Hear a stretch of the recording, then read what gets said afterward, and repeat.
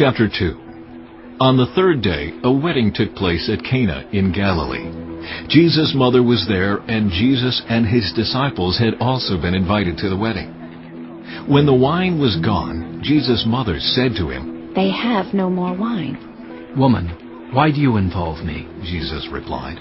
My hour has not yet come." His mother said to the servants, "Do whatever he tells you." Nearby stood 6 stone water jars, the kind used by the Jews for ceremonial washing, each holding from 20 to 30 gallons. Jesus said to the servants, "Fill the jars with water." So they filled them to the brim. Then he told them, "Now draw some out and take it to the master of the banquet." They did so, and the master of the banquet tasted the water that had been turned into wine. He did not realize where it had come from, though the servants who had drawn the water knew.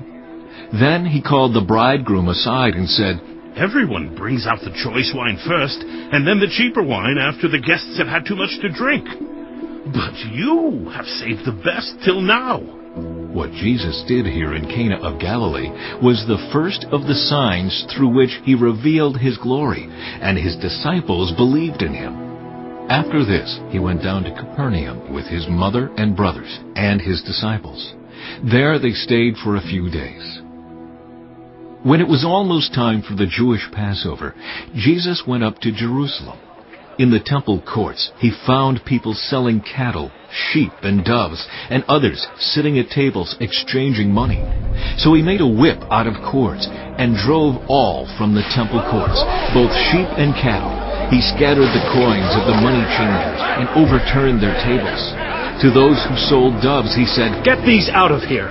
Stop turning my Father's house into a market." His disciples remembered that it is written, "Zeal for your house will consume me." The Jews then responded to him, "What sign can you show us to prove your authority to do all this?" Jesus answered them, "Destroy this temple, and I will raise it again in 3 days." They replied, "It has taken 46 years to build this temple, and you are going to raise it in 3 days?" But the temple he had spoken of was his body. After he was raised from the dead, his disciples recalled what he had said. Then they believed the scripture and the words that Jesus had spoken. Now while he was in Jerusalem at the Passover festival, many people saw the signs he was performing and believed in his name. But Jesus would not entrust himself to them, for he knew all people. He did not need any testimony about mankind, for he knew what was in each person.